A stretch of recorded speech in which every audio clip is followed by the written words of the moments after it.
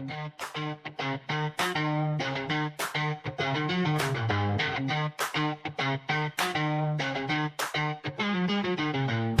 and a warm welcome back to an episode of the WenDirk Cast with me, Jimbo, and of course Calvinator. We will be discussing latest MFL updates, transfers, developments, and so much more that has gone on over the last week or so. And oh boy, has there been a lot going on this week. It feels like it's been a year, but it's only been 7 days of what's gone on in the world of MFL. Before we kick off this episode, one important note. None of what we chat about is financial advice. Do your own scouting or hire a director of Metaverse football. It's been a busy week, Calva. Busy week. How's it been for you? How are you doing? Very well. It's been a very busy week. Well, both my MFL, the actual MFL is going better. The teams, more about it later. And I also really loved seeing the massive growth of the game, all the attention, the big buzz on both all the streams happening and on Twitter and in general. The sales bot later, I cannot even say all the names, there's just too many of people joining. So we thought we should dedicate a full episode to that, to the growth, talk about the growth, maybe the impact it will have on multiple aspects and going forward, will we keep growing this way? So more about it later, that's our main topic, the growth of the game, the growth of MFL. And we've invited someone who's a veteran, MFL veteran. He also is an expert in squirrels. And he might see a couple of them fly by very soon because it's very stormy out there. But hopefully he will stay with us for the whole, like usually 90 minutes, right? So welcome back, Tagerd. How are you doing? Doing pretty good. Pretty good. Been a little bit. So you're saying you basically got a tornado warning, right? Is what you were saying earlier to us? A tornado watch, so that's nothing. Tornado watch, okay. So is that like this tornado watch and then warning and then it just... Yeah, tornado watch is just basically a storm that might produce a tornado. It's coming through. Oh, okay, gotcha. So it's just a thunderstorm, more or less. Oh, okay. I thought it sounded like, there was imminent tornado, had to swing by, swirl by. Oh, no, that's fine. Well, hopefully nothing happens. But if Tagerd does suddenly disappear, and like Calva said, a few squirrels get chucked along over his house, then it's because there's just a rather large gust of wind in a circular motion coming past his gaff. Yeah. Hopefully not. Hopefully not. Let's hope not. Yes. So this MFL is storming. It's really storming out there. And also I think Jimbo has been creating quite a big storm on Twitch. Would you say so? Yeah. Oh, it's been so fun, man. It's been so fun on Twitch. Thursday. Sorry, I won't hang about on Thursday stream too much, Calva, because it was the first WenDirk, and for those who didn't know the outcome, it was a win for the Wyverns. Huge result. Not an upset, really. Actually, an upset on the projections. Definitely not an upset. No, not an upset. An upset on the projections, but but not an upset in the actual league standings. But Wednesday's stream was phenomenal. Great to see so many new people in the streams as well. So we'll get onto it later, but all about the new users. But to see them like getting actively engaging in sort of the content as it's happening in the streams, they're a then and then piece of content rather than like a YouTube video or whatever, for example. But it was super fun. Loved doing it. So look forward to the next ones. Obviously, we've got the pack drop on Wednesday, folks. So get ready for that. It's going to be another juicy one. I'm really curious about that. If we'll see like even more people, maybe even a faster sellout. I mean, previous drops were like the kind of 5-10 minutes for the limited, right? The new limited packs, but there's such a huge demand now and new users. So very curious how that will be. And also how many people will join the quiz. Of course, there is a quiz with lovely prizes as always. Speaking about prices, you have another tiny announcement. Right. Yeah, so the starter pack giveaway, thank you to all of you who put hashtag WenRambly. I will be revealing that winner halfway through this episode. So yeah, feel free to skip. Don't please. Don't skip. Thank you very much. But now I'm telling you where it is, so if you want to go fly into it, you can. But thank you to all of you who did hashtag WenRambly. But before we actually kick off the episode, I've got I think it's quite a sizable announcement that as of now we listen to this, we've officially launched our own WenDirkCast Discord server. The So Ramble one is phenomenal. MFL is a phenomenal one, and I think we've got a lovely community here in WenDirk that it deserves to have a place to come hang out and just speak absolute rubbish and banter and talk some sense about MFL really. Obviously we'll be doing competitions and giveaways in there, hopefully some MFL tournaments, and you sort of hear exclusive news on how to get involved in them through that. Just a nice place to hang out for a community really. There will be a channel on I've called it Cheers and Beers, so you can post your pint pictures as they come through. I feel that's that's great. In homage to the top 3 beers. But yes, from now it will be in the show notes, it'll be in all our socials. Get involved, come join the I probably should have called it WenDirk Cord. I think someone said in the stream, but it's just called the WenDirk. Maybe you can come join the rename Discord. it. Come join the Discord. WenDirk Cord, yeah. WenDiscord. But that's great. Yeah, so great developments all over. I'm curious about your MFL weeks, the actual football going on. So maybe let's start with Tagerd, I guess. How are your teams doing, and what would you say was the moment of the week for you? Can I pass on a moment of the week? I'm kind of going through a little downer. Downer, okay. Was it just got eliminated from the knockouts? Oh, that's bad. Yeah. Yeah, and then my Iron team got eliminated today too. My Ice team's still alive, so yay! Got that.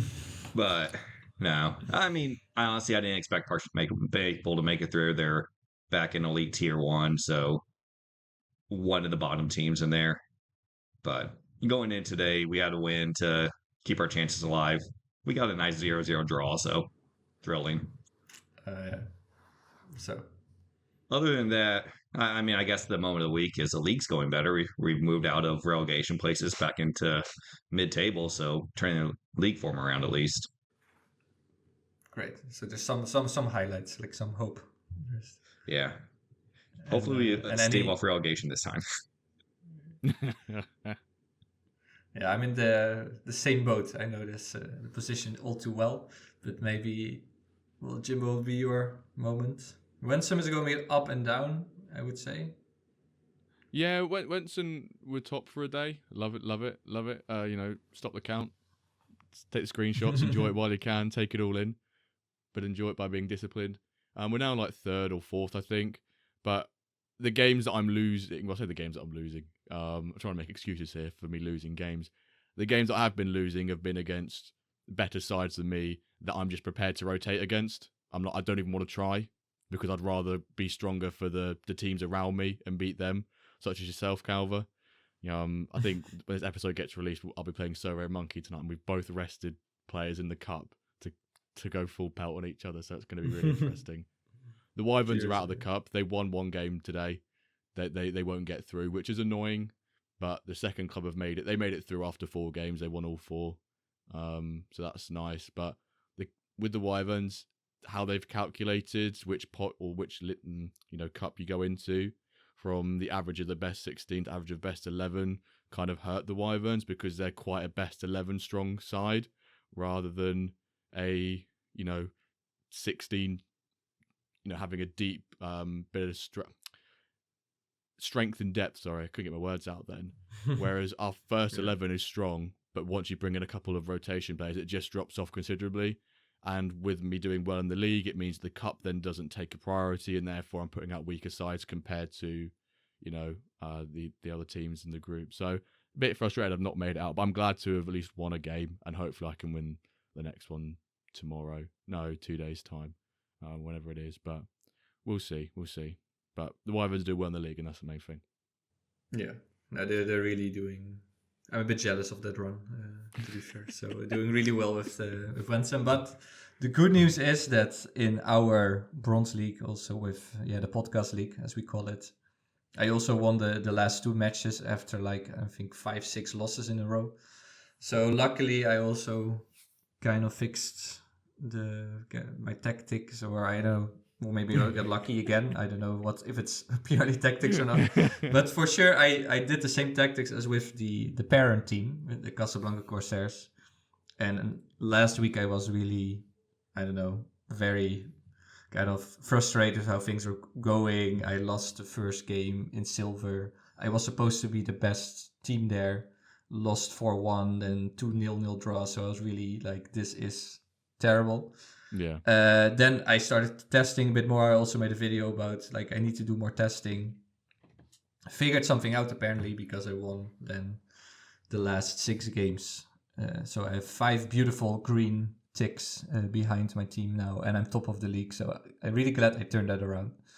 And the cherry on top of the cake, as you say, is Hidalgo, who's the first guy who made it from uncommon to legendary. So really amazing progression story. So I think after that last week being very bad for me, this was a week full of positivity. So I'm happy again. I'm not down in the dumps as last week. I'm happy for you, mate. Great. And I'm glad that that testing and the tweaking of tactics worked out for you, because otherwise people watching that YouTube video might not have much faith that the person creating it testing and can't figure it out himself. But there's also the thing, people keep asking me about tactics, and I'm like, yeah, I'm really not maybe the guy to ask. We had a good chat about it on the stream actually on Friday about some tactics, and there are just so many variables in each individual manager's tactics that it is so hard to say, I run this formation in this league and with these settings, let it see if it works for you.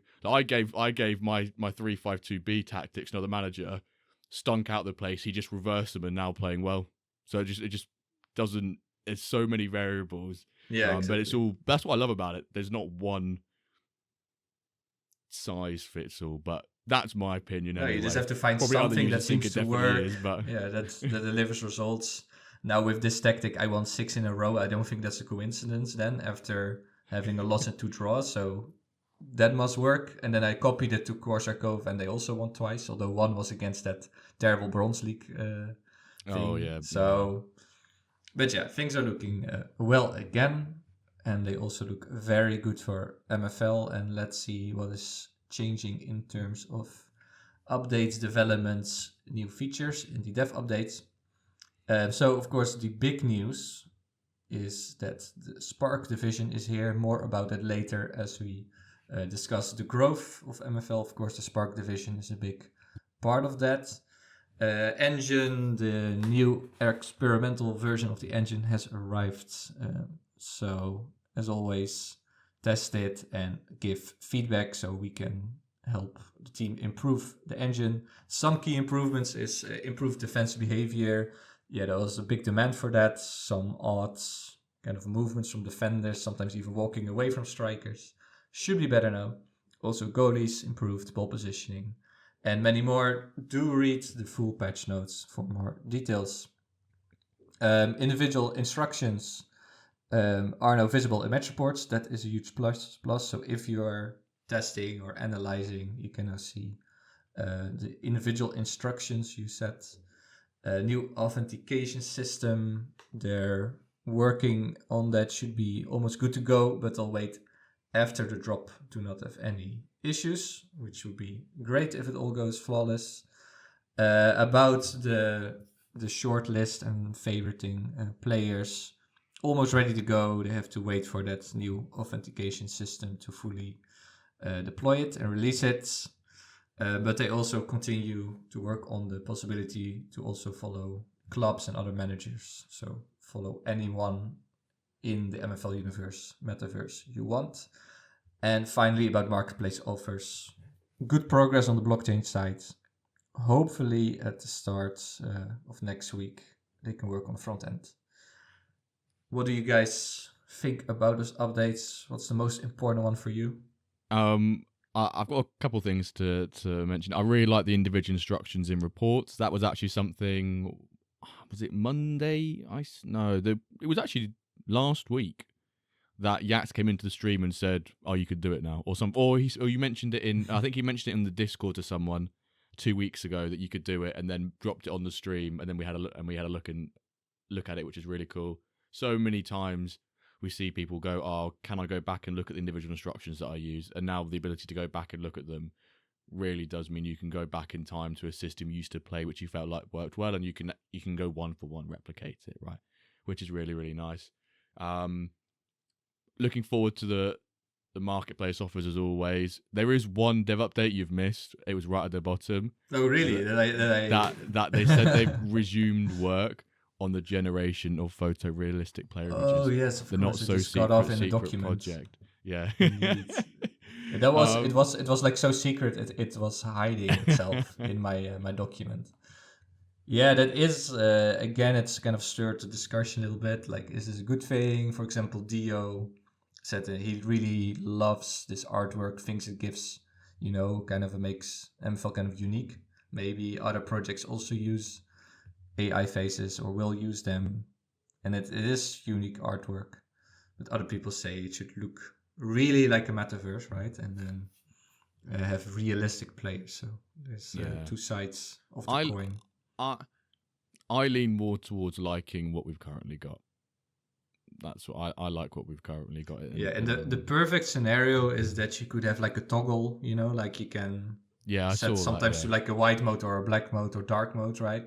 So maybe you can set it to classic with the original artwork, and then you can swap to the new AI. That would be the perfect scenario. I think it's very hard to do, but let's see. We first need to have something to compare with, like what are these guys gonna look like, and then move on. As long as they don't look like those ugly FM regens and things. You'd think not with the advance, all this. There's definitely been so many photos, like generations from AI this week. I don't know if you've seen them all over your Twitter. Oh yeah. The ChatGPT. What's the trend? I can't remember what's the genre. Studio Ghibli, that's one. Yeah, Studio Ghibli. I don't know how to pronounce it, but yeah, have you seen the video of that? Sorry, slightly off topic. The video of the guy who founded that style. He's absolutely fuming. He's like, it takes me years and months to do this, and they can do it, and he's like, fuck. But yeah, we'll have to see what comes of that. Let's see. Diamond update. I think it was a very interesting week in the Diamond League. Couple of big upsets, couple of nice results for some bottom teams. How are things right now at the table? After 10 matches, almost halfway. Joga Bonito, new number one. Yeah, they are in first place, 23 points. Then Meta Mercenaries, they had 2 losses this week, also against some lower sides. They are now 22 points. Bistione, 19. MSC Roma 16, together with Amsterdam Lions and Tango. Then OM Legends, K-Socios Basel, Atletico, and the bottom 2 places are BFC Barcelona and a new team called 3X, previously known as Visual London. Because more about that later. Akane sold this team to XVIX, so... But they are still bottom. He has his work cut out for him. Mm-hmm. It will be very hard to get them, I think. Although it's only a 4-point gap to the 9th place. So it's not also too unrealistic to survive. What are your thoughts about this table? First of all, there's a tornado warning where Tagerd is, so that's why he's not here at the moment, folks. He put Thunder be right back, hopefully. And then he goes, there goes a tornado warning. I told him to stay safe, and hopefully him and his family are safe. And it just passes over. Yeah, hopefully he rejoins us for the main segment.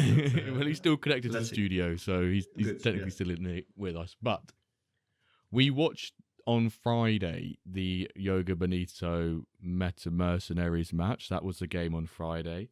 Oh, huge which they were both joint top then on 19 points, I believe it was.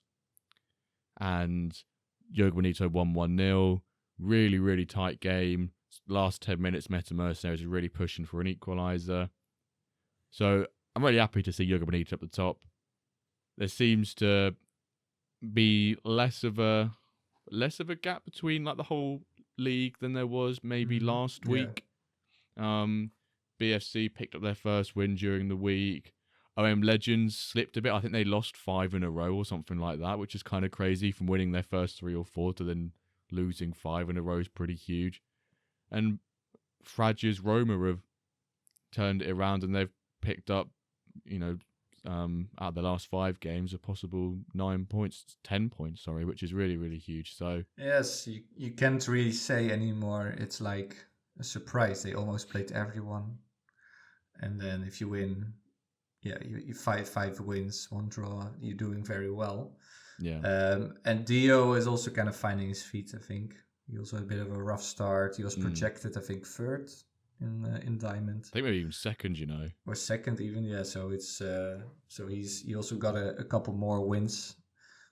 So yeah, it's all, anything can still happen pretty much, especially for the relegation. There's like quite a big group, only 5 points separated, and then also the top, it's like, what is it, like 7 points. We've seen Meta losing 2 in a row, Bishona losing 2 in a row, so anyone can beat anyone. I think luck is going to play a huge factor in the end, who's going to win the title here, because quality-wise, a lot of teams have the quality. They all can beat each other. So it's down to some chances finishing, fine-tuning. So really, really curious. Feels the most competitive in a long time for me. This 100%, yeah, 100%. Also fun to look a little bit at the goal scorers and the assist leader. So Rory, Rory, your man. favorite player, he's absolutely on fire. Mr. Rory. 14 goals out of 10 matches in Diamond. And then the next best ones are Vicello from Frage from Roma with 7. And Durant with 7, Tafani 6, Solis 6, Pete Diamond 6. So I don't know what they gave Rory, but a lot of Weetabix. He's absolutely on fire. Chucky chip Weetabix.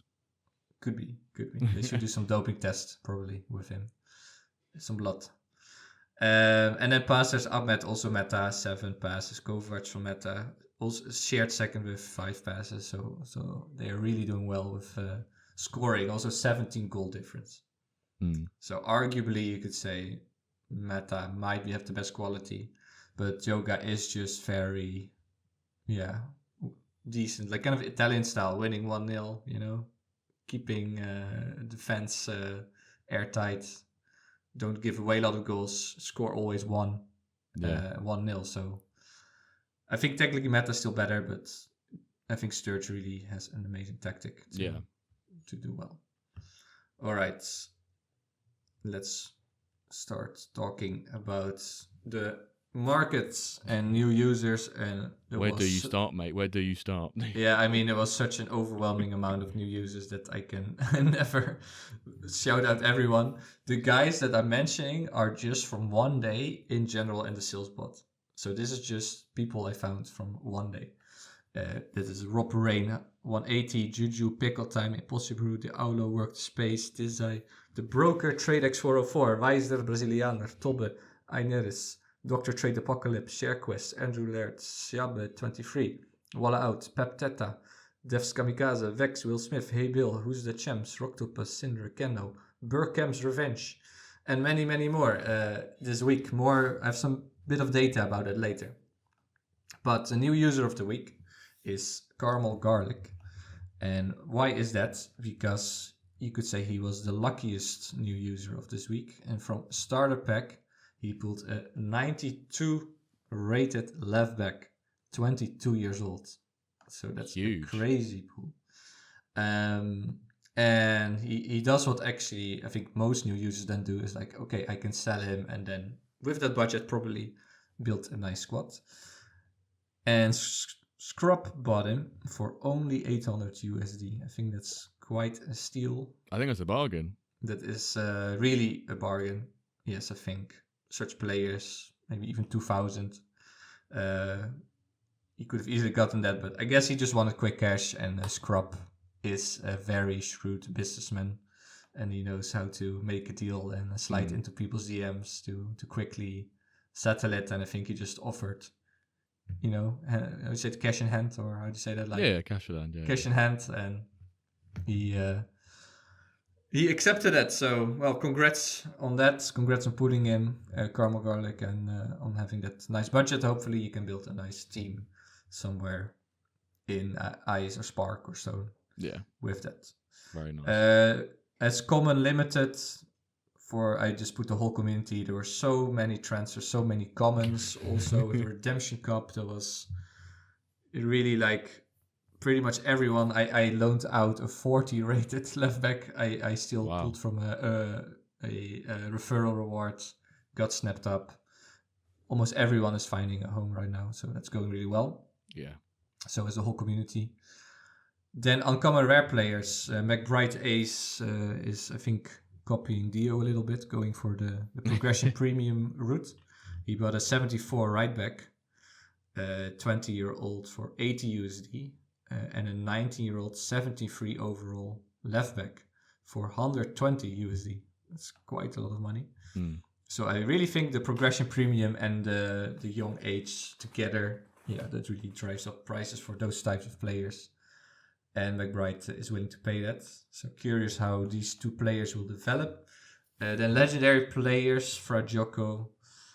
He got another great legendary Italian player, Ugo Monti, 86 rated striker, 23-year-old from Brandon for 950 USD. So this could be the next Vicello, let's say. And Frage is another great Italian. And then about clubs, of course, there's no other clubs than to talk about Akane's last clubs. Yeah. He started with, I'm gonna buy all, was it 300? Yeah, I want like all 3,000. I want as or- many clubs as I can, sort of. Yeah, thing. 365 or something. And right now he has 0. The last two, the biggest one, London Diamond and Platts Bordeaux, went to XVIX for, 4 cents probably. It's way more. There's been some other transaction going on, but yeah, they're gone. So he's not managing anymore. I think he still has like 157 players, couple of very good legendaries still. Yeah. So he's not totally gone, but it's not looking well in our continue. Kind of, we keep talking about what's going to happen with him. Yeah. Not too good, but I'm very curious what XVIX is going to do with that. Yeah. Your thoughts about this? The whole Akane story keeps developing. Any alpha, any news? I mean, I think we said on the stream on Thursday we don't really know what's occurring. I remember Net was asking some question about it towards the end of the stream on Thursday, and we were giving the lowdown there. It seems like over the last 3-4 days, well, 3 days especially, it's snowballed quite quickly in terms of the departures from his account. So I guess the deals have been coming in at the correct price that he's happy to go with, or just a bit of impatience and he just wants to get rid of them. So I think it's probably a bit of that. But it's a shame. Yeah. But yeah, he's still got a good amount of legendaries left. He's still got, a good, 25, 30 legendaries or so, 393s. El Sayed, the Saudi Arabian left wing striker, right wing, who's really good. Yeah, I mean, 99 shooting, like 99 dribbling as well. So he's still got some really good players, right? We'll see what those go for, because I imagine with the mid-season transfer window coming up, I reckon they'd sell before then. But I don't know. Yes, and there is huge demand, and people like Scrub, like XVIX, they're like both. They both are very ambitious managers, and they have amazing teams now in Diamond and Plat. But they're also very, I think, shrewd. They're very good at making deals and anticipating and being there, like kind of reminding Akane, if you want to lower the price, I'm there. I can quickly give you that dapper. Yeah. And probably that's what he did. He just decided, okay, this is going too slow. I think he started, I'm going to spoil one name, Letic. I think he first listed 8,000. I think definitely he dropped significantly. Yeah. But maybe it is good. So I mentioned Letic, but there's more to splashes. I also want to point out I made a purchase this week as well, on stream as well. Nice. Not nothing massive. I purchased a 76 rated cam for $81, who's 21 years old, with a pre-retirement age, like era. So he's got the slightly higher, the older mints. Yeah. So he was 19 years old when he was minted. Okay. He's not gone up a single progression in any of his stats over the course of 2 years. I don't think he was used for 1 season, and then he's not had any over 2 seasons, and he's been playing in a division where he's been playing in Stone as a 76 rated cam. And I'm like, I was on stream and I went, hang on, chat. This has just been listed. Is this not a decent price? And everyone was like, yeah, that's good. I was like, okay. But I got a big wheel going, yeah, that's good value. I'm like, okay. So I've got the rest of the chat believe in me. I was like, none of you go and buy this player right now. I need him. So That was why I flipped the uncommon pack, so now I can get my rotation. I got on rotation. It'd probably end up being my main cam next season, depending if I can load anyone in. But I've got to see if I can get him off the player's side first for the mid-season transfer. But if not, it's not a massive deal. I'll just keep him where he is. But I've messaged the bloke, so we'll see. But I did make a purchase. Yeah, like I think we mentioned this before. Like it's smart to look at those kind of guys that their progression might be 0, but they also have not been playing at all. Yeah. So probably there is still a lot of wasted potential, wasted XP. Yeah. That now you can give it to him and he might start progressing. So kind of a kind of progression premium, although he didn't progress, but there is still progression in him that the should be non-progression premium. Yeah, it's kind of a progression premium without the progression actually. So, but it is yeah, we all know that. Okay. Yeah. Let's do your splash. Moving on to Splash of the Week. And in all fairness, listeners, Calver and I will look at the air table before we do this. The episode we're doing show notes and things like that, and we'll look through the sales bottom. To be fair, during the week, if I see a massive sale when I'm on my phone, I'll just screenshot it, and then I can go and look back at my photos on my phone and see what the splash was. But as we mentioned, Akane's sort of been selling out a lot of his players. So we've got 3 players here, all at the same price. Is it the exact value that they probably are worth? Probably not. Maybe a bit more for some of them. However, they're all the same price. They're all sold by the same person. They've all been bought by the same person. So we've got Marinko Letic, Edinson Heredia, who you know very well, Calvo. I know him very well, yes. And Jeremy Clare, Mr. Poo Pack from King Dingaling, when he dropped him out of a kickoff pack a long time ago. That is a long time ago. # Poo Pack. Letic is 97 rated. Heredia is 95 rated.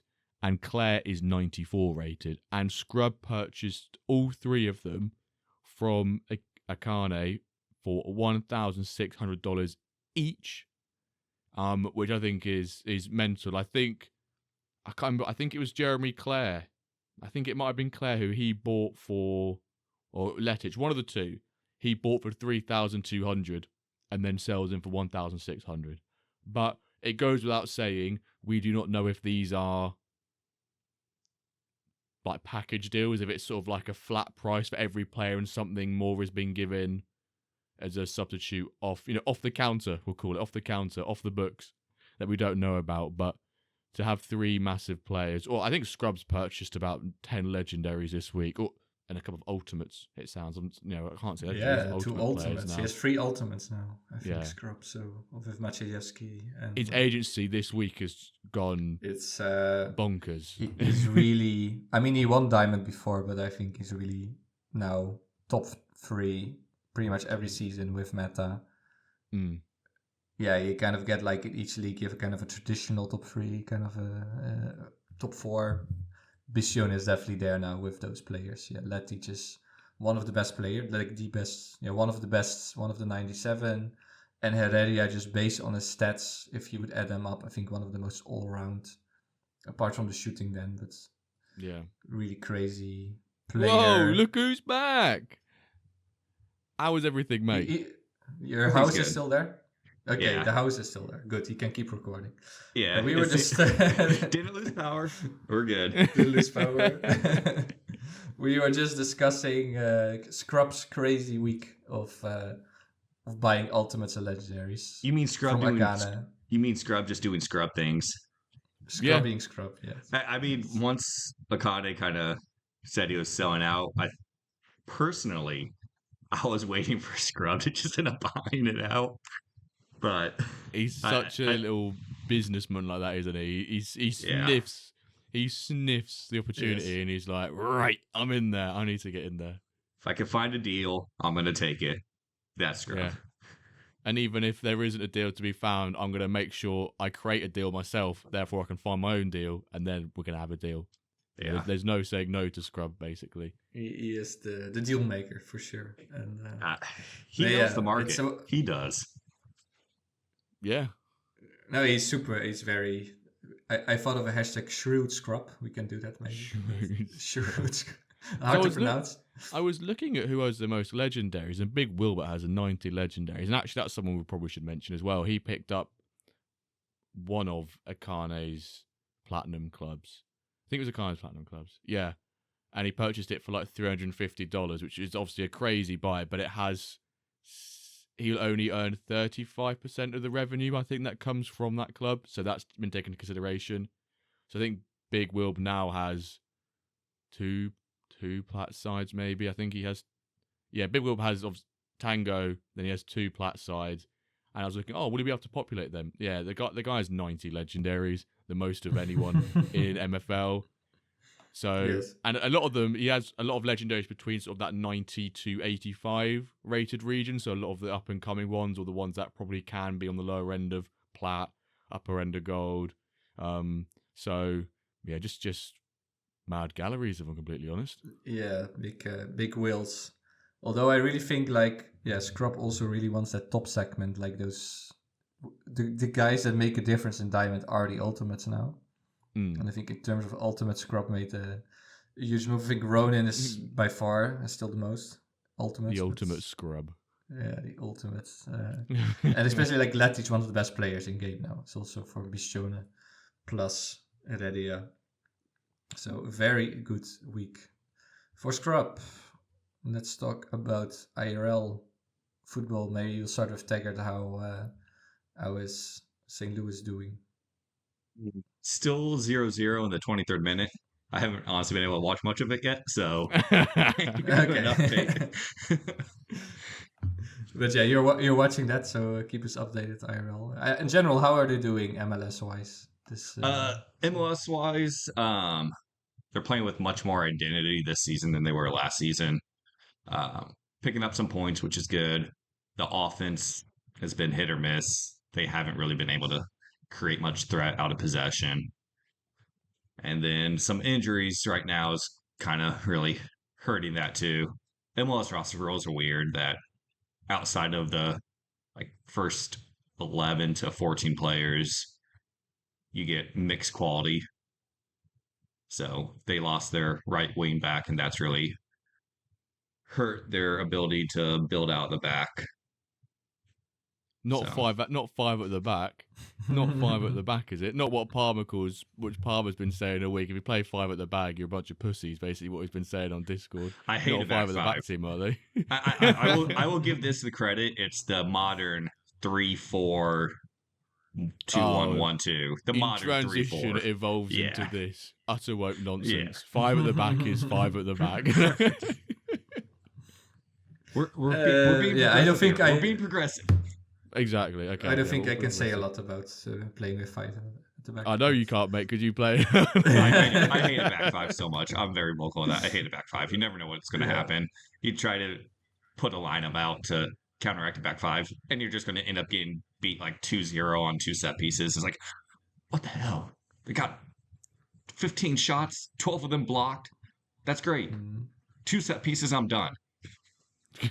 Hate a back 5. Stoke City, baby. Sorry, Calva. No worries.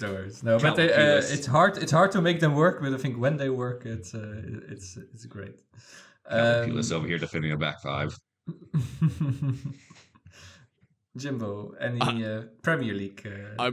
No Prem this week. It's FA Cup. It's FA Cup. There is Premier League midweek though. So from FPL point of view, Tuesday is the FPL deadline. Yeah. So I mean, I can talk about Norwich because they won 1-0. Hey, finally, we've absolutely not stunk out the gas. Championship football. No. Yeah, so the rest of the leagues in England, were playing. I don't think there's any. All of the apart from one club, I think in the FA Cup, all of them were Prem sides, and the one that was the Championship got smashed 3-0 by Villa. But Norwich beat West Brom 1-0 thanks to a Josh Sargent 91st minute goal. Me slating 5 at the back. I'm pretty sure the first time this season we've played 5 at the back, but it was a 3 in transition. We put 3 in the back. 3-4, 3-4. But it's the weirdest way of playing 5. We basically have a centre mid called Sorensen, who just the manager always plays. And if you're not a football fan, you can look at him and go, he shouldn't be playing football. Why is he getting picked in, week out? The lineups come out, and you go, right, it's a 4-3-3, fine. And suddenly our centre mid is playing right centre back in a back 3. And we're going, what the fuck is going on here? And suddenly your full-backs are playing as wing-backs. Doesn't work. It was stodgy, but we won 1-0.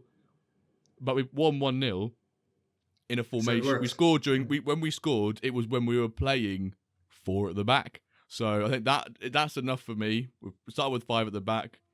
Pussies. Evolved to 4 at the back. Scored. Enough said. Josh Sargent scored. That's my number 9. At least he's scoring for his club. I was going to say that's my number 9. It's also your number 9 as well. Like, yeah, like, better we number didn't 9 even, for us. Well, I can't think put Canada. Yeah, I think Canada was extra motivated when they were playing. So Yeah. Let's not speak about internationals though, because we know he's going to start popping up. Don't we? okay, we're not going. When internationals? Shut up, Bosco. Oh, poor Bosco. I feel bad for him. It's a good cause. I support you, Bosco. If you're listening, I support an MFL Open Cup. Okay. That's Hashtag what I Open Cup. support. Hashtag Win Internationals. Hashtag No 5 in the back. So there's many hashtags we can do. 3-4. Maybe also hashtag some kind of beer you like. But we have kind of a dilemma. We had Ezra Monkey here last week, who already added a beer, and he refused to add another one. I'm just going to call it out for what it is. You guys put all the Americans on to choose their favorite beers before the Europeans, so naturally the American beers get wiped off. Okay, so you want to put one back? A little bias. No. I mean, I'm just going to be, my beer's just going to be targeted again by you guys. You're going to just cycle Europeans till the American beer, my beer is chosen off. I know the game. It's not even worth it. It's unfair. It's wow. unfair. Wow. Okay, that conspiracy theory should not be doing the rounds. That has no legs whatsoever. But you say you'll get all these Americans on first and the American drinks. There's nothing stopping Americans drinking European alcohol. You can just be a bit more. Oh, I say cause a riot. But you say that Bob, he put Goose Island IPA, which I don't know. I'm assuming it's an American. I'm sorry. That one is that still on the list? Can I take that off? I will. Well, this is what we've got to decide if you get the option. I will say 15, 20 years ago, Goose Island IPA was good. They've changed it way too much. It's just another IPA. Sorry, Bob. We did make the rules that I feel like people shouldn't be allowed to have a second go. No, I'm completely. I'll stick with that. I know the conspiracy. It's okay. Do you want to endorse? Do you want to do a LinkedIn endorsement of one of the current 3? What's the top 3? Number 1, Goose Island IPA, suggested by Orange Fly. Number 2 is Orval by Alexis. If you don't endorse that one, you just hate Belgian monks making alcohol with their feet. I kind of want you not just to piss off Dio. Yeah, that's I think a good option.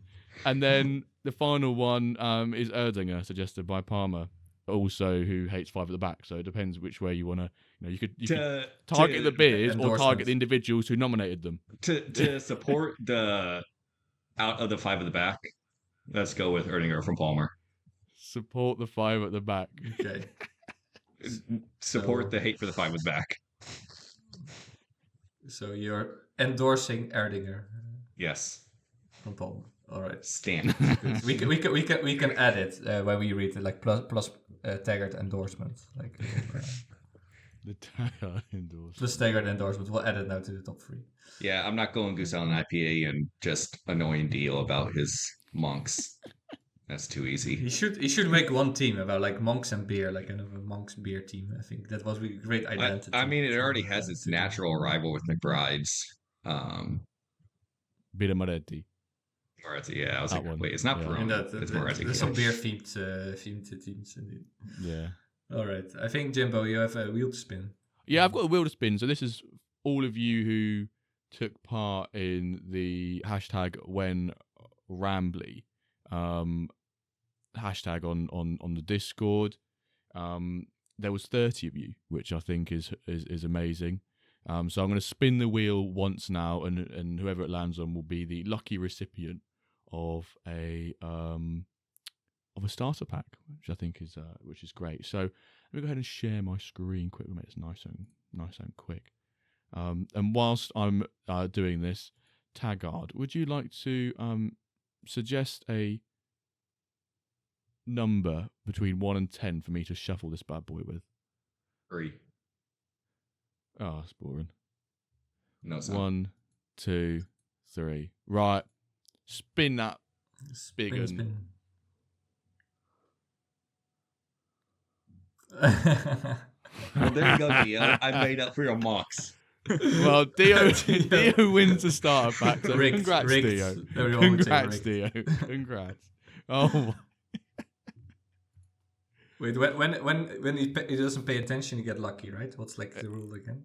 He he's sleeps. one of the luckiest people. He sleeps, just oh, yeah, He sleeps. goes to maybe bed he's and he sleeping. just wins. Yeah. So yeah, I congrats to wonder her if for he's winning the sleeping now, starter but pack.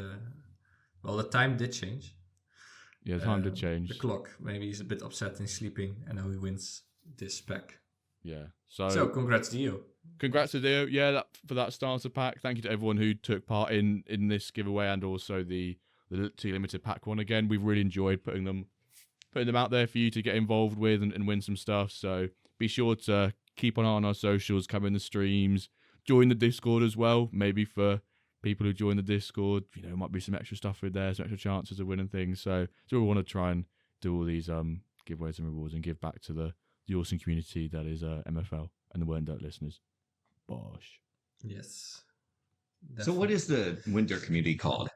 The WenDirk listeners. Now you have your own Discord. What's the community called? Oh Lord, I expected this. Yeah, you even told me you were going to ask this question. I did.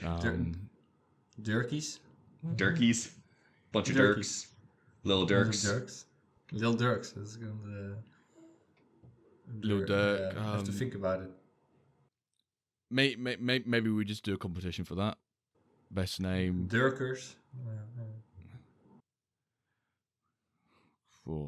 This is where my creative. We have to keep thinking mindset. about this. Okay, if you have, let us know below That's the comments tougher on than our an interview tweet or question. in general The what we Ds. should call them. I like Dirkies. The D's, did you just say? The Ds. The D's. Okay. WDs. The WD. Let's move on to our the World topic. Championship. Serious business. You know how I am. I like the structure. Calvin I like does not keep it yet. tight. That wasn't a Keep it tight. question on my agenda. No, it was not there. I did have a go at it. I said Dirkies. Okay, I move on. Dirkies I'll is a move on. natural first thought. Yeah, maybe it's a bit too easy. Indeed.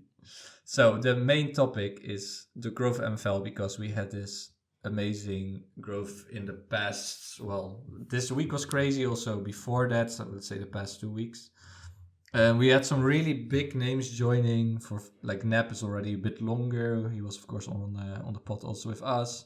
We had Laird, Work the Space, and more other big kind of influencers. Pranksy's been doing some Pranksy streams also. this week on stuff. Yeah. Forgot Who Pranksy, he yeah. has said at some point he will come on the pod as well. John from Pranksy Plays. I got in touch. Nice, And I said, when you're a bit nice. more familiar with the game and stuff, because I don't want to bombard you with information and confuse and frazzle your brain, which he's probably already done so, but he seems like he's really enjoying it. So John from Pranksy Plays at some point said he will come Awesome. on the pod, which is great. So Yeah, maybe I can also ask Workspace. I've been in the DMs chatting a little bit. He's a big FM Get in guy. the So DMs. I think he was even representing England at the FM World Cup. So it would be great. we've got something in common then. Yeah, I mean, you guys, you know Jimbo is International something level. of international manager himself. So Hopefully we can, he did a little bit better than Jimbo. Yeah, all he has to do is win a game when he's done better than me, if I'm completely honest, or just not concede 7 in one game. He finally won with that I think he draw. did. But yeah. I think he did. But yeah, we have those new big content creators, influencers coming in, and just also a lot of other people. So to give you some data, this is from Alexis. Because facts don't care about feelings, mate. We love data. We love Established clubs went from 3,041 to 3,313 in 1 week. So plus 272. That's quite a lot. Club owners are now 1,902 club owners. a couple of weeks ago, it was around 1,500, 1,600. And also we had the highest amount of people buying players. 678 users bought at least one player, and that's also a new record. The Twitter followers are now 8.6k compared to, it was a long time like 6, 7k. And also Discord, I think pretty much the whole time I was on Discord, in MFL Discord, the amount of people in the server was like 6k, 6.2, and now we just broke 7. So we just finally broke that 7k members on Discord. So it seems like hundreds of people have joined MFL in the past week and found about it. Which, you have more data, Jimbo? I was going to say, I think one of the most phenomenal stats is how many clubs are entered into Redemption Cup right now. It's currently standing at 231, which I think if you combine all the previous Redemption Cups and probably times it by 2, it's still more than what we're currently on. I think previous seasons, Redemption Cup was 38, 30 for season 2, season 1. I can't even find season 1 on here. 42, 43, sorry. And suddenly we've gone, F it. We're going up to 231. It's gone up an extra 3 since we started the recording. And obviously, people can have 2 clubs and put it in there, but just having 231 clubs in the Redemption Cup is huge. So it's nuts, yeah. Yeah, so good luck to definitely MFL managing how they're going to do that one. that number is kind of accurate. As Lucas loves creating a competition. Yeah. He's the I master. know even the listening to the Ramble pod midweek, and they were saying that, it was midweek on Thursday, and they were saying like some of the growth they've had in there. That's called the Surrey Ramble Discord, and which obviously was so rare, and then it's developed into say like MFL. So they've got some footy and stuff going involved in there. I know we don't swear on the podcast, but they come up to like 300 users, and most of them are just MFL players now.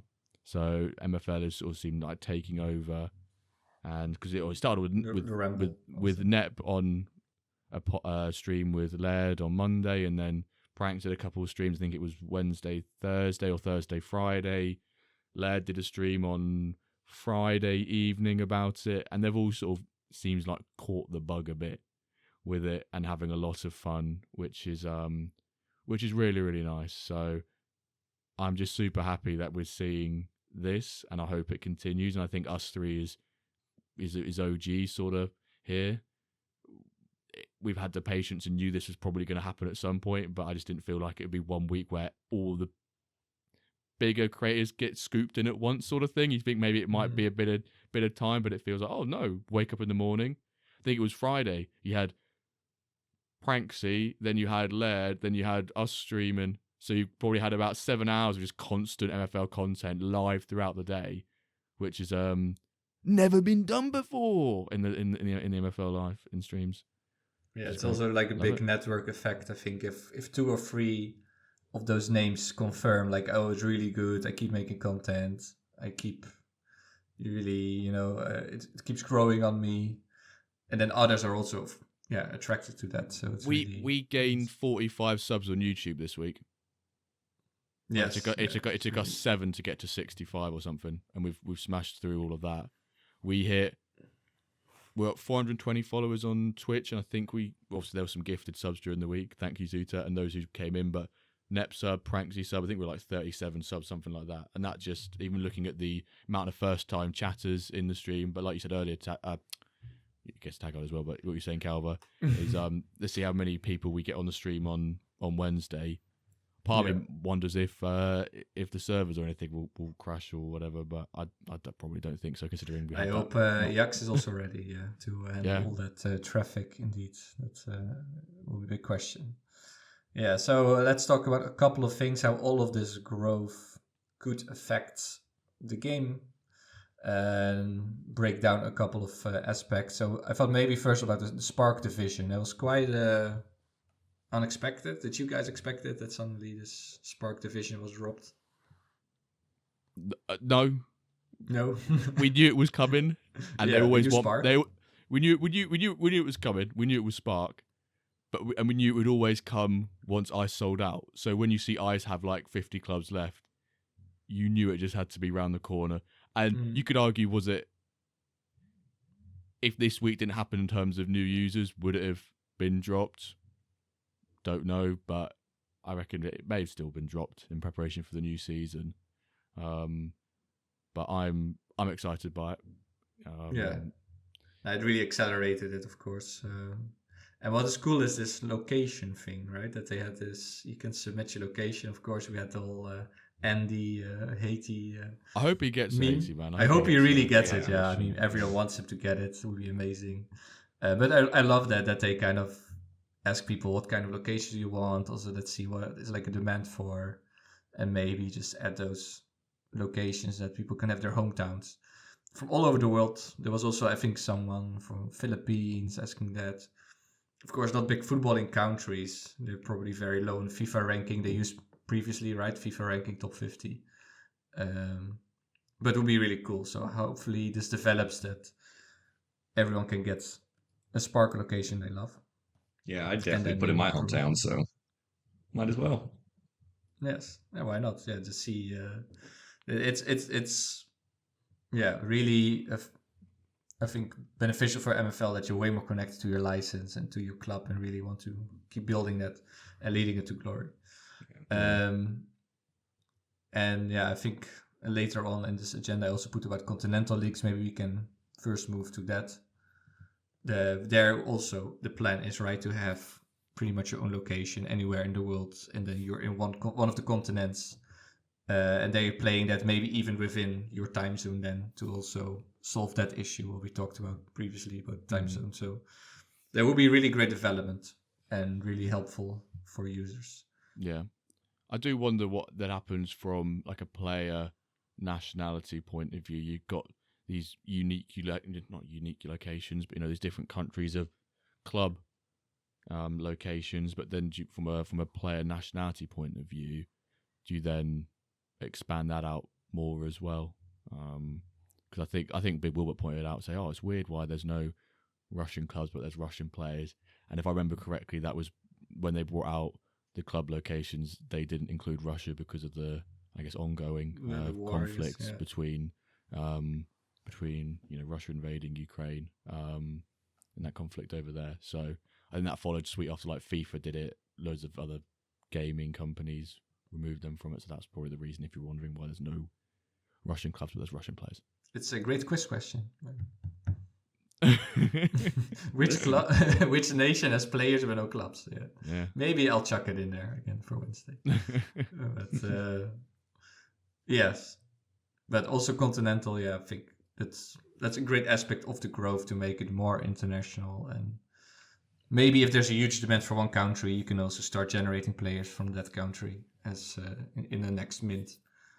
Why not? I mean, it's just a bit flavor, right? Just having multiple nationalities, multiple countries, and it's not necessarily changes the way you play or impacts the game in any sort of matter.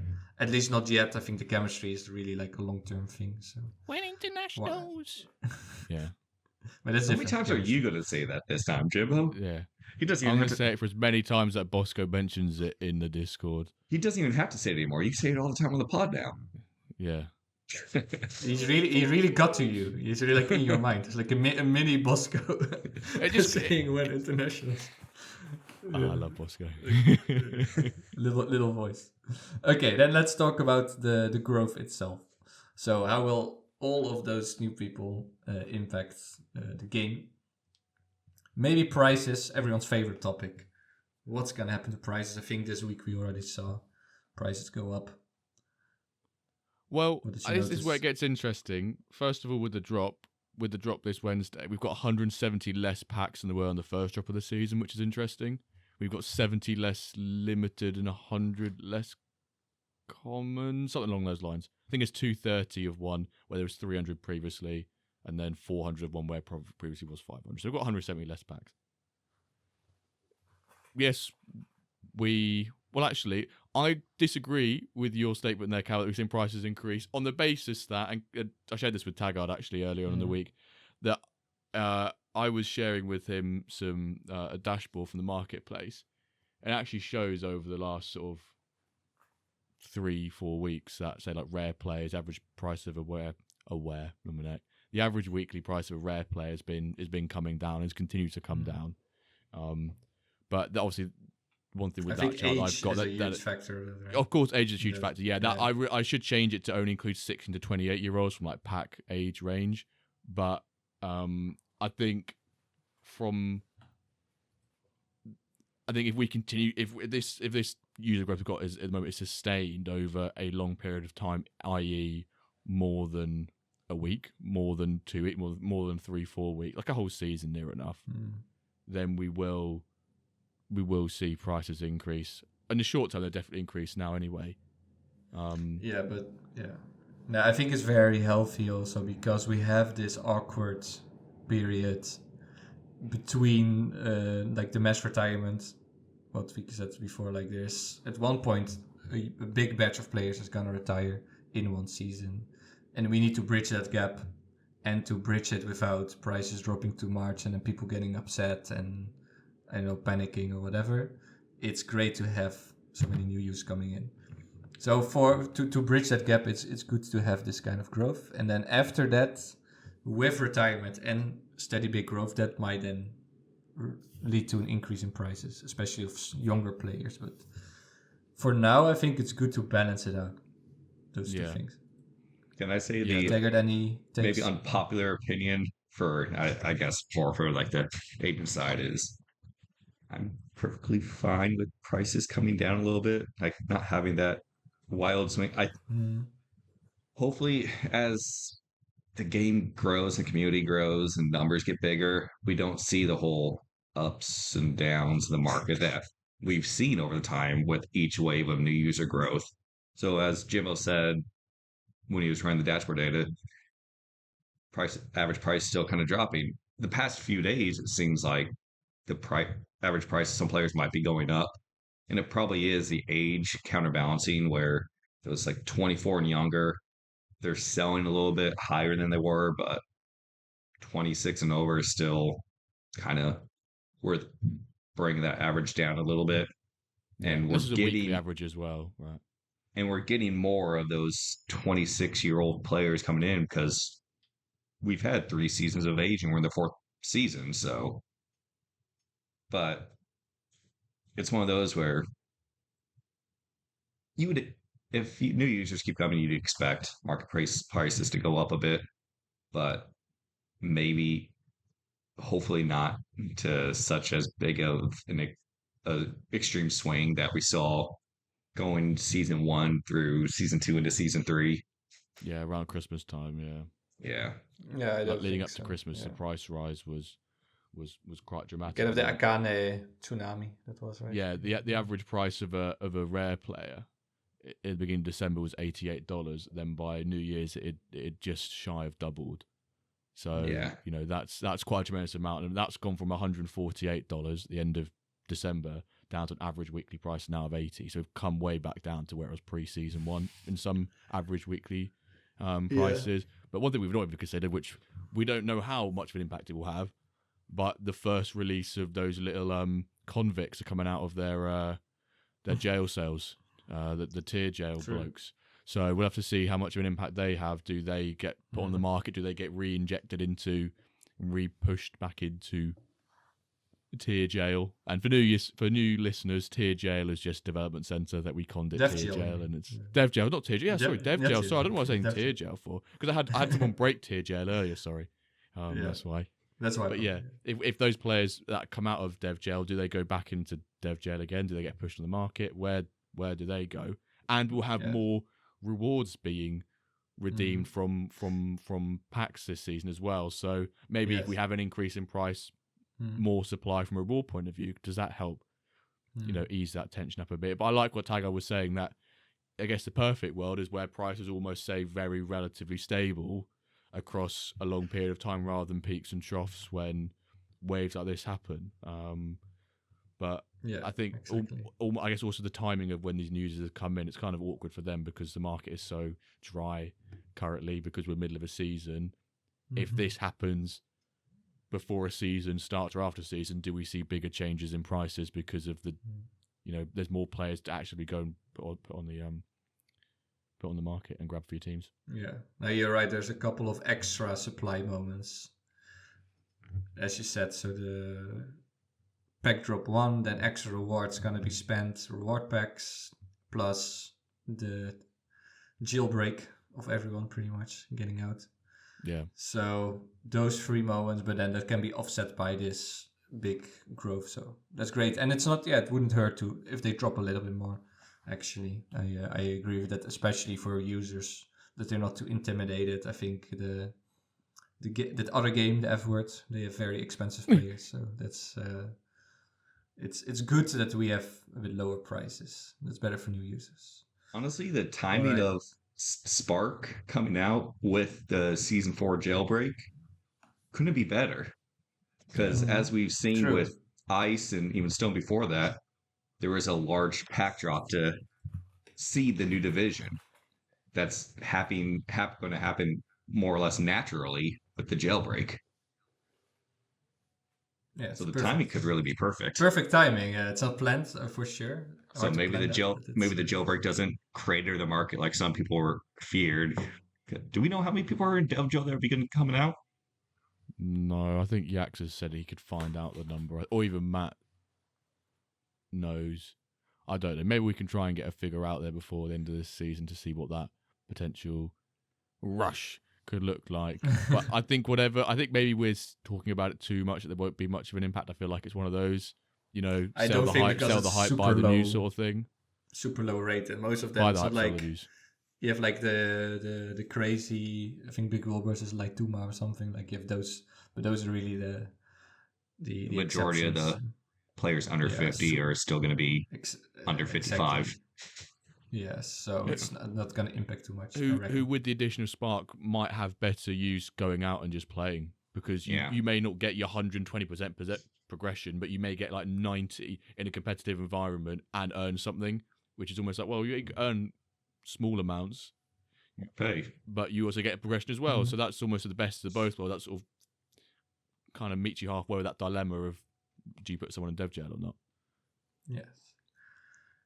Okay, I think that's covers the price part, then the community, and we love our etiquette, of course. MFL etiquette.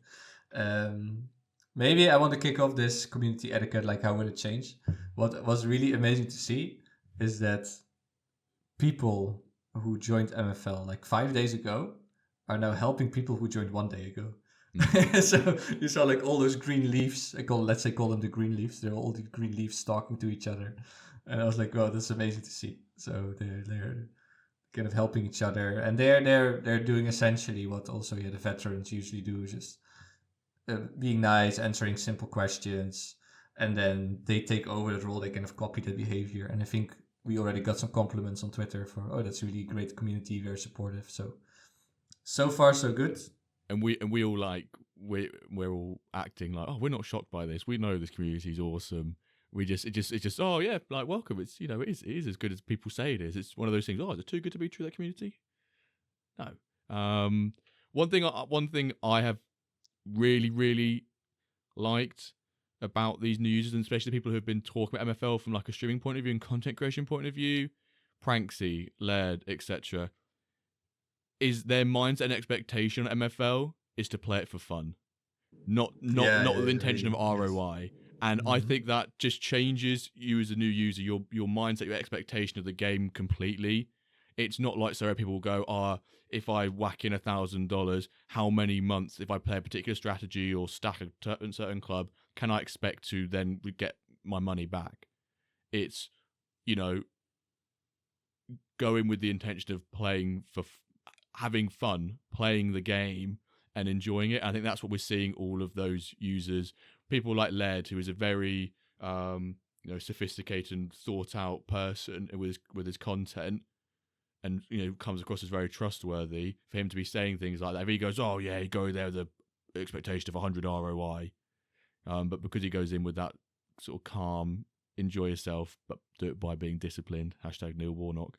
I think that's just the right expectation and mindset for users to have, and I'm really happy that that's being accepted, not being pushed back. Mm. And I it's loved, nice seeing that that's the uh, primary expectation coming in. It's like, I just want to play a fun game. Yeah. People saying, Yeah, like, it I itches my scratch or whatever from... Scratches my itch, not itches my scratch. Scratches my Itches itch.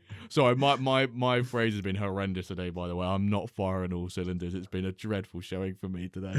Well, maybe use all your energy for streaming and went down a little bit. But That's about more this worrying point, about the Ipswich license out there. Yo, man, people are joking they're going to buy it. I'm not having that. Fortunately, there's two terrified. Ipswich Spark licenses. One I know is inactive. I know one's inactive, so we're fine. The obviously that means it's been kind of reminted. There's another one. Just depends how many. If more Suffolk clubs like Woodbridge, a town of probably about 10,000 people, that suddenly gets minted, I'm going, crikey, you've got the neighbouring Ipswich locations getting done as well. So as long as the Norwich clubs are above the Ipswich clubs, I could not give a fuck. But people have said, I'll buy it and promote it. Adio said that, to which I said to him, do you want your players on loan at the Wyverns to get minutes for the second half of the season? Yeah, he went quite real quick. He Now went you're quite real quick then. selecting just Dio thought to we- win we- giveaways. You're seeding the Ipswich license for him. No, it was a spin of a wheel, and it was your fault for shuffling 3 times. And I just thought we were saying how amazing the etiquette and community is, and you're threatening managers here but The minimum games. yeah. But back to the point about what she said about this whole ROI thing. There was a bit of a Twitter debate, and people were like, again about that other game with an F, like, yeah, you know, there's much more money you can earn, and everyone's like, actually, we love that about MFL compared to Sorare, compared to Footium. You don't get cash payouts. We play it for fun. You can actually use the MFL. You use it to buy players, and that also attracts kind of a crowd who's more focused on gameplay than ROI. So that's only works to our benefit. That it's not. It's even it's not like these other two teams games. I mean, that you can get. That's easier to get money out of it. Plus, you market yourself more as that type of game. So that's very good. Any other things you noticed community-wise, etiquette-wise? I think so far so good. Yeah, so far so good. I guess the one thing to be and not aware the of big worries, I think. is that with the community getting larger and the player base getting larger, the amount of bad actors within there will increase as well. So just as ever, folks, be on the watch, be on community watch, neighborhood watch. Look out for them people on floaty with those rogue offers. You know, if someone's offering you a couple of cents, make sure you check that wallet address. But maybe when the offers feature comes out, we don't have to worry about that. But there was also a couple of discussions about like auto accept, and then people put it on like 15 matches minimum, and in the Redemption Cup you don't get matches, and then people still accept it. And then is it like a dick move, or is it just people left them and forgot about it? And then there is Probably enough to read, right? There's enough warnings, enough orange boxes that like... Reads a warning. Who reads warnings? Who reads, Tagerd? Who reads? Who reads? But then the question was like, is this a bit like scamming people? Is it fair? But you are the one signing him. You are accepting it. So it's also a bit like, how much should you protect people? But I think so far so good. Then competitiveness. I thought it's maybe fun to talk about it. Are we getting more competitive, more serious? Are people going to step it up? More testing? I think it will increase the competitiveness for sure. The competitiveness of Spark will be great. For those who have lower rated cards, it means they now become competitive, not rubbish, not useless. Essentially, you're just chucking dev center if you've got the extra MFL to use them. So I'm really looking forward to that. We've seen it with Ice this season, with the massive growth of Ice in the off season between season 3 and season 4. We've seen probably the average. I'm saying this with no data actually, so it could be completely wrong. But on a thought, on an opinion based point of view, that it's been the strength in Ice feels like it's gone down this year across the board, just because there's more teams, more divisions. It then just gets more evenly spread out. And with Spark, I'm hoping that will be the same, but just lower down. And therefore it just matches people's expectations of, why am I in a Spark League with 17 rares? Probably will be that. People will probably do that. They want that Wrexham. I also don't swear on the podcast with them as well, saying that name. So I think it will increase competitiveness and see more people. Maybe, we're seeing all of them coming to Spark. Do we see more, get by a Spark Club, play Redemption Cup? Could you go, do you know what? I really fancy going into like Silver next season. I've got the budget. I'll do that. Let's jump straight in. We've seen that with a couple of other users this season. It's been going really well with them. So I'm hoping we see a bit more of that as well. Yeah, and I also think with some of the content creators, they are simulating this too. Like if we get more like workspace, a bit more FM, where FM is their main thing, their main game. And they often are way more into the tactics, the setups. They will try to figure out the engine, also share their findings maybe, or share like how did they set their teams up or what do they plan. So that also generates a bit more seriousness, a bit more competitiveness.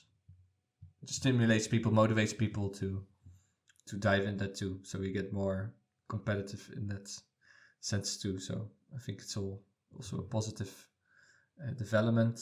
Tagerd, any takes on that? Yeah, I think ultimately we should see competitiveness increase, kind of like as Jimbo first said, was as Spark Division grows, the imbalance of the top teams and bottom teams is probably still going to be there, honestly. The lowest divisions, the entry point for new users, there's always going to be those few new users saying, I want that road to glory, build my club up from the bottom, take it to the top. So there's always going to be that imbalance from top to bottom, but where it really changes is that middle gets fatter. And if you look at, I'm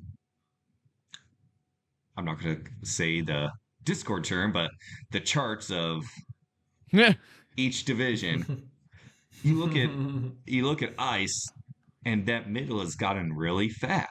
There's a lot more teams there, so a lot more teams are going to be competitive. It's not so much, here's the 3 or 4 teams at the top of the league, or the 1 or 2, or it's like there's nothing going on.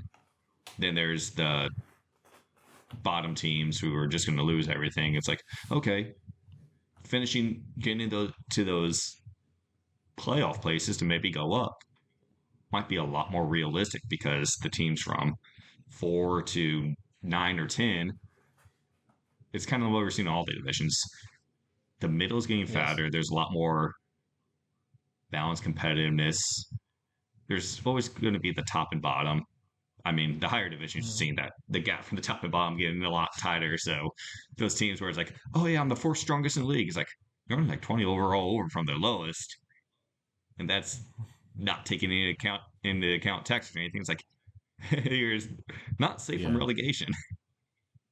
But I think it's only going to create more competitiveness. And again, as Jimbo said, for every 100, 200 new users, get 1 or 2 or maybe 3 that want to say, you know what?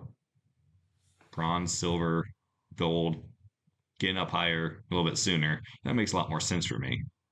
And that's just going to add more competitiveness at the higher tiers too, because players move around, clubs move around, somebody gets hungry.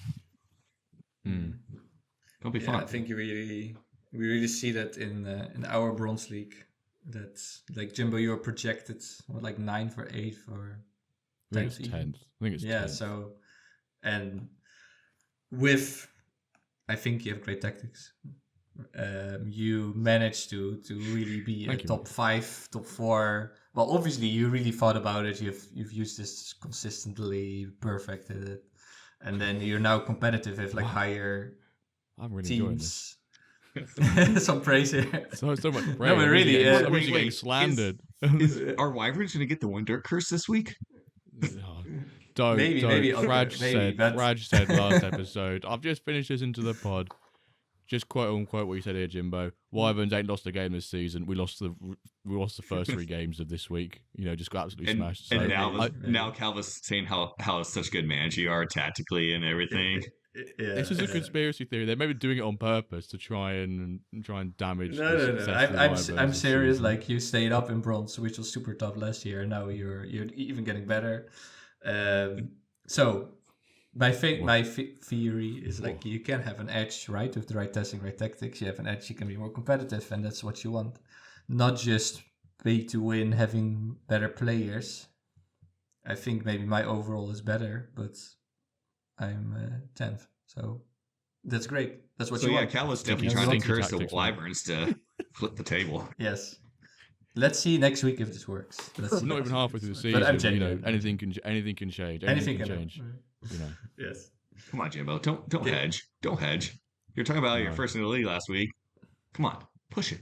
Well, that's what David SL Monkey did last week. He was like, "Oh, I think the Corso Cove will beat me 2-0. Didn't he beat you like 4-0 or something?" 4-1, yeah, 4-1. I was yes. like, yeah, it's a Yeah. win-win. If your score comes in I right, am, you're good prediction. But if you beat him, you I'm- still win. I'm really trying to become the underdog for the next WenDirk. That is my my job right now. I think it's working. No, Can't marketing. win some, you lose some, mate. Yes. Well, I hope I can still beat you. We'll get there. No, The tactical no. genius that is Jimbo. Yes. Yeah, I praise him now so much that even Yeah. that victory will be even sweeter. You know, you even perfect better. the tactics. They're well thought out. I kid you not. I spend 5 minutes and chuck sliders on and just hope it works. Like that is genuinely my strat for the season. So It's there's won a hope game. for Let's keep going folks. with it. There's hope for everyone. There's hope for everyone. That's a good spirit. Like, you can be a tactical genius in 5 minutes by just chucking sliders around. So apparently that's how it works. And that's not food, by the way. That's MFL tactics. Yeah. Okay, marketing. Big topic. So this We're all experts in it. marketing experts for sure. Well, there is a little marketing position, right? We saw some kind of LinkedIn. Yes, thing there is. ad. There is. It's So for they obviously are looking into it. they are looking to recruit a marketing and growth lead. So if anybody has some marketing experience, love the game, know the path forward, put your application in. Yeah. Tagerd and I have 1 out of the 10 skills required, analytical skills we've seen. We're very analytical. Just yeah, chuck the we're sliders 10% about. We're 10% of the way there. So people want to develop the marketing strategy more for MFL and be a leader in that space. Then do apply. Look forward to seeing who comes. So who what gets should this new marketing person focus on? What do you think will be a good strategy? Also, do we really need aggressive marketing, or do we like this more organic growth and it grows more by people recommending it pretty much? I think Like big word of names mouth recommending has it, been and then doing word of hugely mouth well, so hasn't it? far is I want to bring up maybe a hot button topic, but the marketing's going pretty well, and Calva, Yeah. you're kind of part of the marketing of MFL. The kind of, yes, Magos definitely. and $2,500 with Quinny building the team. 2.5 grand. Yeah. Yes, I mean, that's that definitely helps. It's like we've seen now with, as you say, that marketing growth where it's the content creators coming in. Quinny's one of them, and Quinny coming in, putting his name, attaching it to MFL, gives some more kind of saying, yeah, it's a safe, fun thing, and more maybe gets the attention of some other content creators coming in and kind of snowballing. It's like, you're part of that story, Calva. How do you feel about that? No, that feels great, and I love that it's based on just organic growth and people loving the game, and then word of mouth, and of course a marketing person. And I think MFL secretly does this already. Can slide in some DMs and like, hey, look, those other people are doing it. Would you also love to make some content? And here are a couple of packs you can open on stream and to help you out. And all of that's great. But in the end, they're not really forcing those people or really paying those people a lot to make it. It's just genuine that they like it, which is great. And same for me. I mean, in the end, of course, I didn't get 2,500 myself for Fun Soda, I just spent it on made some honest deals. It did give me some MFL, but yeah, I also put a lot of time in making videos and making all those deals. And in the end, it's because you like the game and love to play the game. And I think marketing should be based on that story and people telling stories how they like it. And right now on Twitter, you see it working like a charm. Yeah. With people sharing those tweets. So. I don't think anyone. I mean, I can't say I don't think anyone can really complain or say something, but this is also online, so of course people can claim to have their opinions. But the marketing strategy that the MFL team has had, were focusing on the creators and creating more of that organic growth, reaching out to various communities around the creators. It's worked wonderfully well. Yep. Yes, Helping build MFL to this point.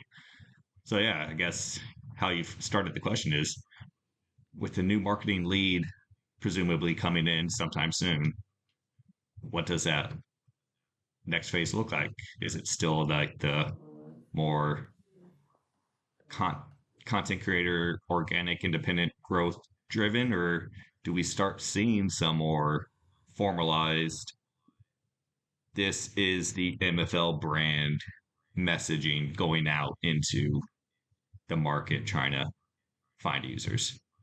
Well, there could be a bit more visibility of like sharing things those content creators make or making those shorts. So Lucas sometimes helps us a bit with making some WenDirk shirts, and I think he could do that for other people or support or help. And then I think it's mostly getting the message out. Those great messages that kind of write themselves, those great stories, to get a bit more visibility here and there. Maybe promote some tweets or boost some tweets, but the content or like improve content a little bit, make their own clips from streams and share those. But yeah, right now the content and the growth goes by itself. Maybe you can just, give it some water. Like so if the MFL team does start making their own content, whether it's on Twitter, Discord, start going into like trying to go on Instagram, TikTok, or anything like that, what would you like to see? What would you like their content to be? They are already creating content. We see it with the emails and on Twitter, whether it's just pack drop announcements or the emails of this, how much MFL you earned during the season.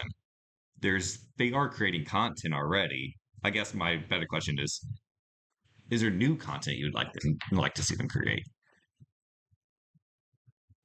Well, that maybe a bit more like some kind of collabs or so one thing we've also complained about is that within the whole crypto Web3 game, there could be a bit more visibility as like a really huge success story. That's what it is, but it's very in the shadows. It's not really and from Flow itself, I would say Flow is not really performing as the best crypto right now, or blockchain. There's not a lot of like NFT action on Flow anymore, at least at this point. Yeah, this could be a huge success story if some kind of media, maybe, there's a lot of like approach on media about NFTs are alive and this is a huge success story, and also break the taboo a little bit, or maybe even regular media, more old school media, because of that bad rap, would be kind of a nice story. Okay, you thought NFTs are gone, well, they're still here.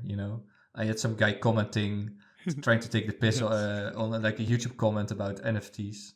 And I just said, like, try to reason with him, but it's really, this whole sentiment is still so much there, like that it's just wrong. I thought they were gone. It's like, no, they're gonna stick around forever. They're never gonna go away. So maybe a bit more mainstream media, maybe some collabs with blockchain media, getting that story out, because it's a huge success story that would sell itself. I believe this whole product sells itself. So you just need to get it out, a bit of visibility. So I don't know if it's necessary content, but more networking, making connections. I've got a question for you then, because from, say, like the blockchain media point of view, how many people follow the blockchain news of the blockchain that they're playing a game on? Well, there is way more people in the crypto. There is like, some of those Twitter accounts, right? Those big ones, they've a huge following, and they share stories. I think half of them is just paid, right? People is paid. Yeah, there'll be shills, yeah. But I don't know. There are some serious ones, or maybe like I know, more like Bloomberg kind of things with more technology. Yeah. More that I'll play devil's crossroads. advocate there, to be fair, yeah. But Yeah.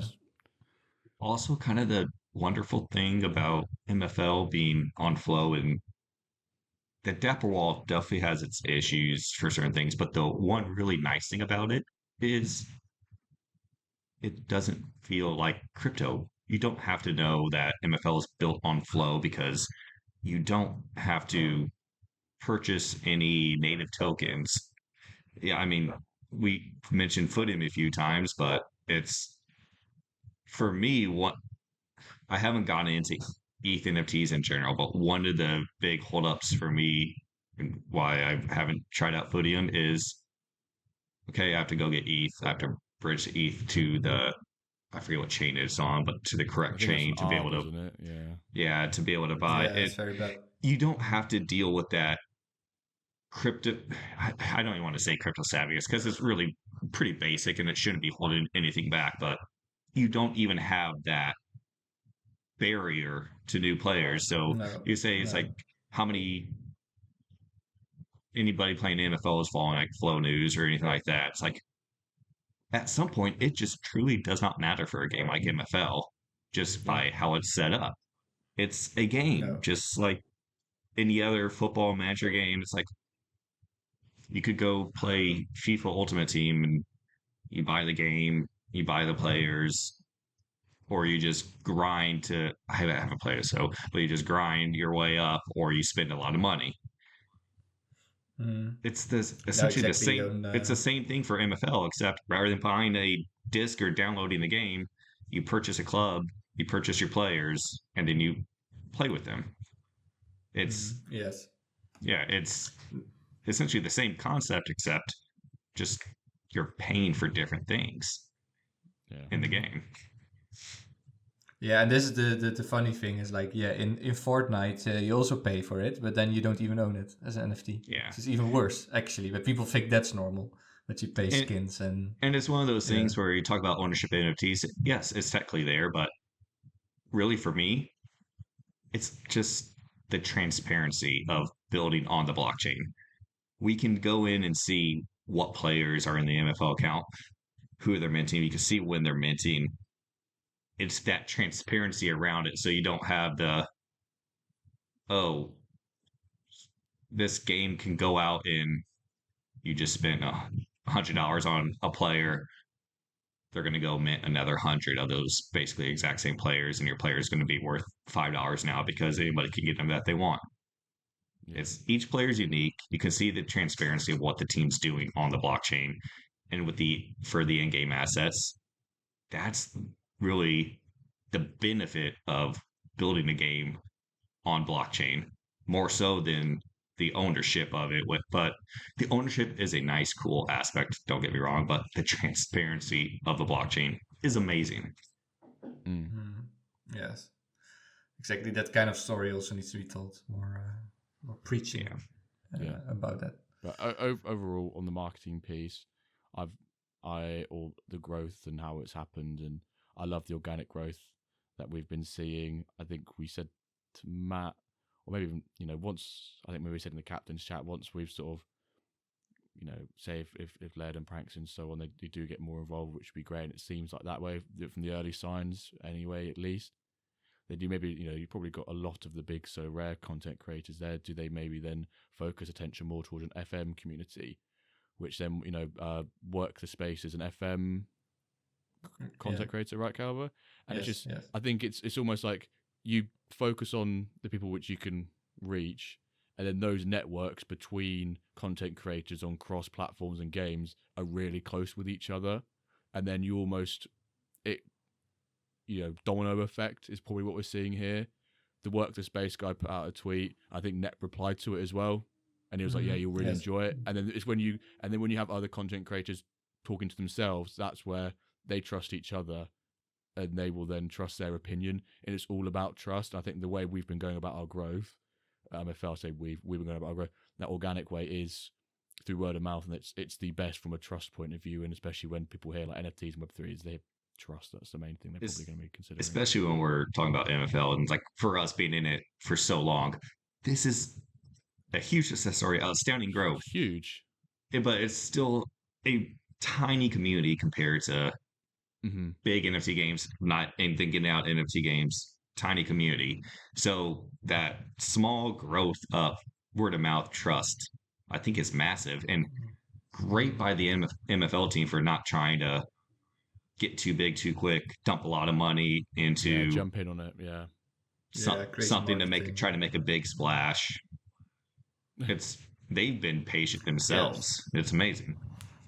Yeah, so the conclusion is keep going with the organic growth, but maybe stimulate it or try to tell the story. It's no surprise that that's how they've tells itself. Yeah. That's how they've developed MFL since day one, and how transparent they've been. That's how they've gone about everything. It's very well thought out, and it's very pragmatic in how they've done it.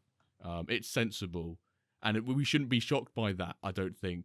But because of other projects and how they've performed and how their dev teams have rugged them or just made really, really poor decisions, new users coming in, they're like, wow, this is a breath of fresh air. Like, team knows what they're doing. Community's nice. I'm having fun. I've got utility with these NFTs. Where's the catch? And we're like, no, this is just like, welcome. Like, yeah.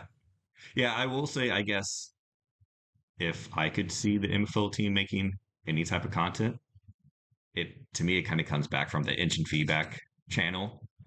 There's a lot of questions in there, and there are just tidbits that Quentin kind of drops as in a response that I go, okay, this changes everything for me. Like before season, or like either before or beginning of season 3, when it was talking about like narrow defenses, and he kind of just says like, yeah, if your defense is narrow, you're going to transition to attack slower. I was like, I can get more attack if I have a wider defense.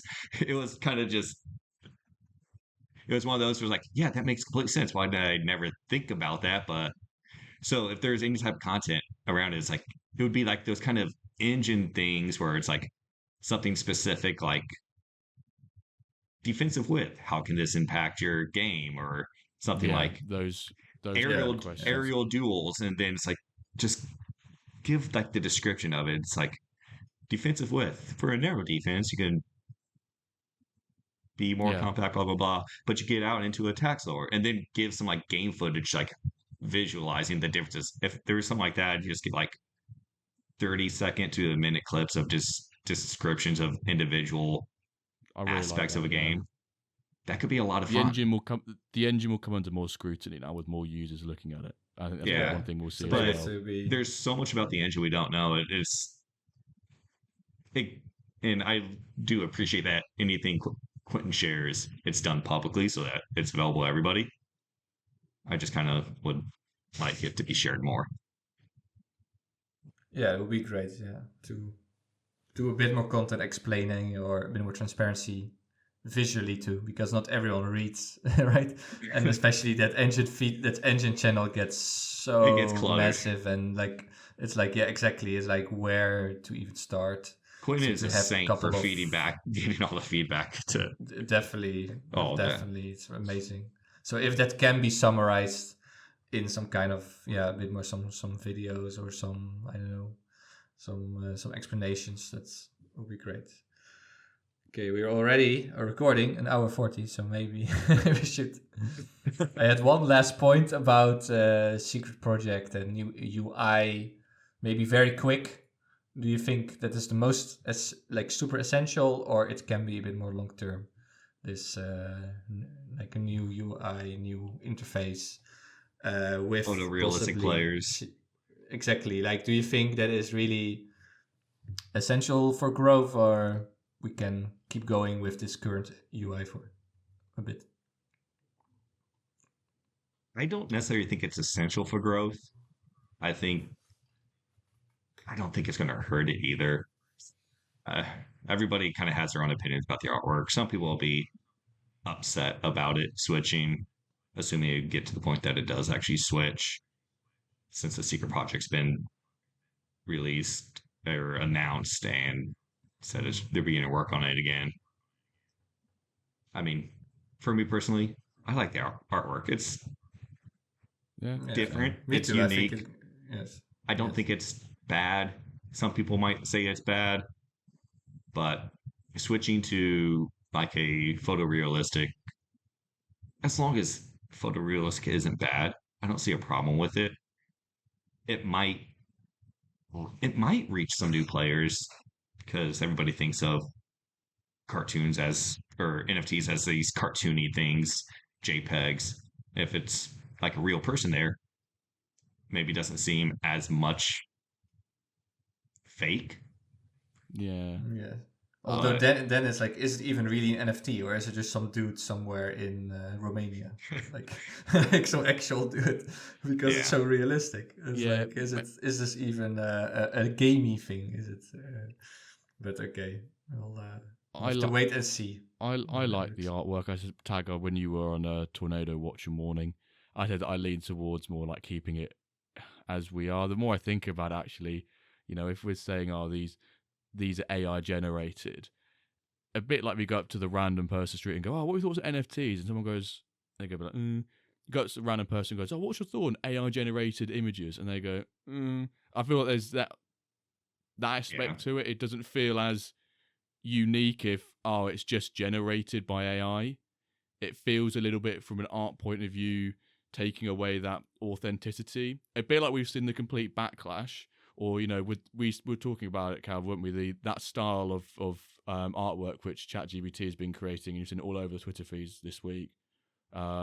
What's it called again? Yeah, Studio Ghibli. Yeah, Ghibli. And it's like the passion and all the effort that went into creating all of that artwork, and now suddenly it's being done within seconds. That's cool, but it kind of it's like it bridges kind of the same thing that I think it was in MFL Discord. I saw somebody kind of mentioned.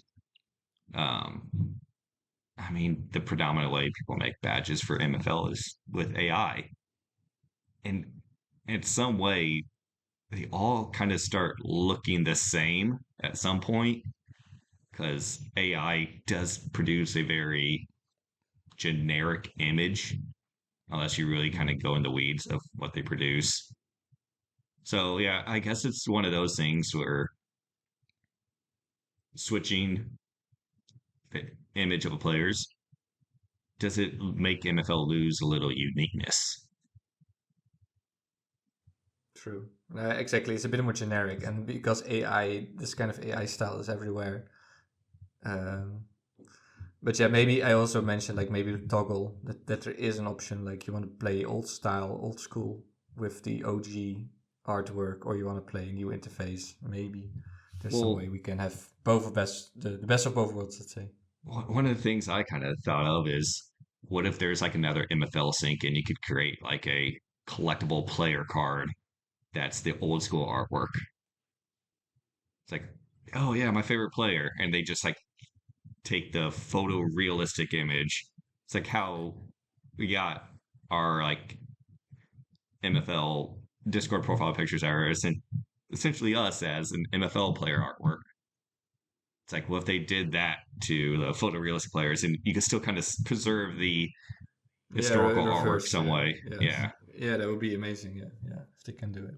Well, when do we think these changes happen then? Because Secret Project was banging around for about 14, 15 months before we heard anything more about it. So, when it seems like we got another 14, 15 months to discuss it. Right.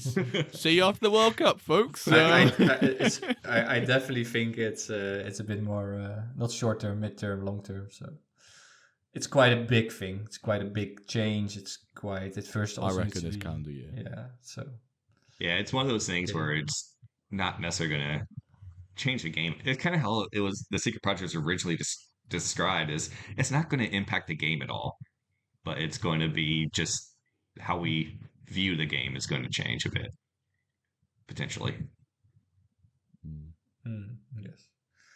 Okay. But ultimately, Tagerd, final question. Oh, you're still on I was gonna say, that. keep talking. ultimately, it comes down to just how the team is going to use it.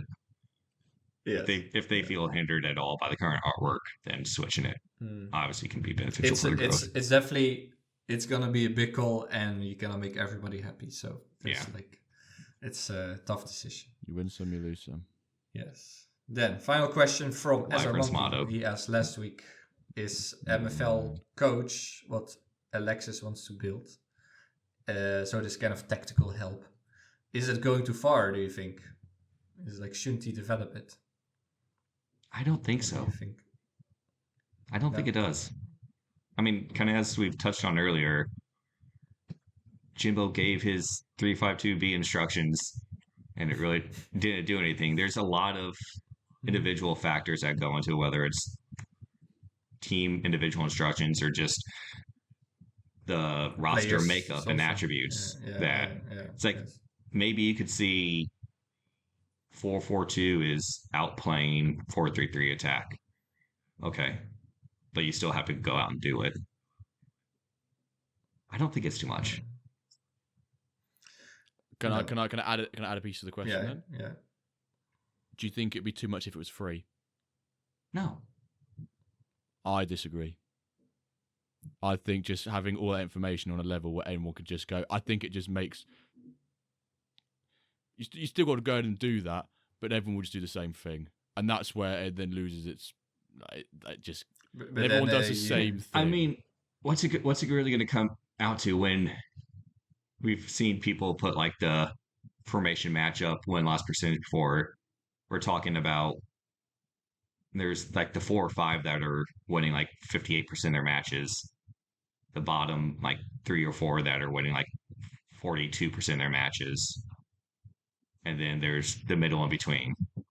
If anything, we're going to see something like run a back 5 against everything else, and you're going to win 40% of your matches. Great.